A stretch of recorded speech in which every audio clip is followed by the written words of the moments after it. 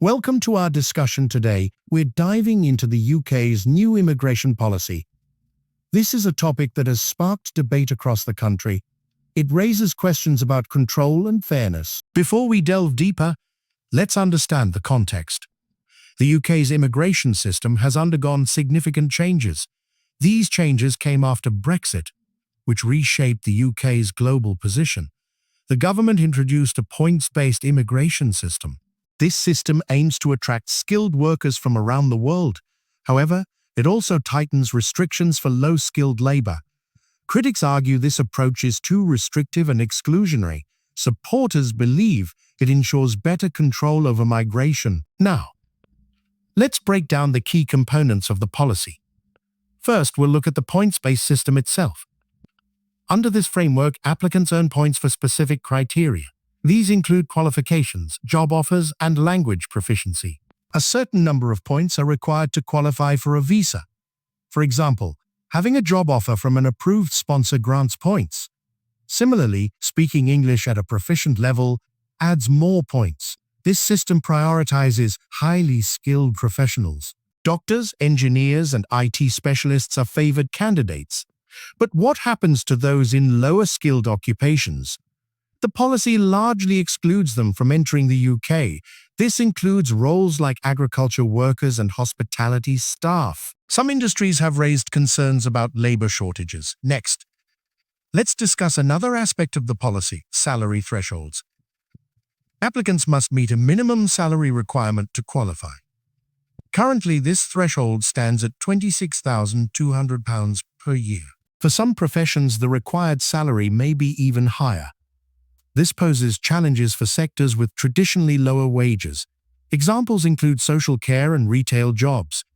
Employers in these fields struggle to find eligible workers. Another contentious issue is family reunification rules. The new policy imposes stricter conditions for bringing relatives. Sponsors must demonstrate a minimum income level.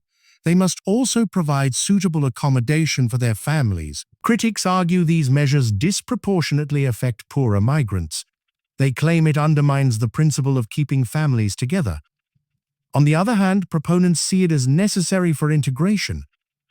They emphasize ensuring newcomers can support themselves financially. Let's now examine asylum and refugee policies under the new framework. The UK government has introduced controversial legislation here. One proposal involves processing asylum claims offshore. This means sending asylum seekers to third countries while their cases are reviewed. Human rights organizations strongly oppose this move. They argue it violates international law and human dignity. Supporters counter that it deters dangerous crossings by sea.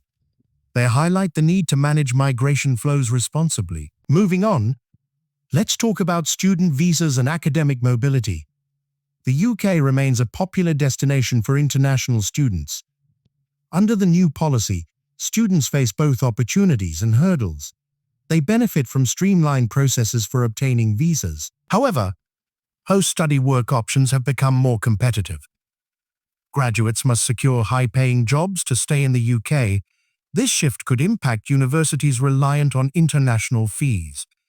It might also discourage talented individuals from studying in the UK. Now let's address public opinion on these changes. Surveys show mixed reactions among Britons. Many appreciate efforts to reduce uncontrolled migration. Others worry about potential economic consequences. Business leaders express concern over talent shortages. They warn that overly strict rules could harm innovation. At the same time, advocacy groups criticize the lack of compassion. They urge policymakers to adopt a more balanced approach. Finally, let's consider how the policy aligns with global trends. Countries worldwide are rethinking their immigration strategies. Some nations focus on attracting top-tier talent. Others prioritize humanitarian obligations over economic goals. The UK appears to lean toward the former strategy, yet striking a balance remains a challenge. In conclusion, the UK's new immigration policy reflects complex priorities. It seeks to assert control while addressing economic needs. However, questions remain about its fairness and inclusivity. As debates continue, one thing is clear: immigration will remain a defining issue for the UK. Thank you for joining us in exploring this critical topic. Stay tuned for more insights and updates.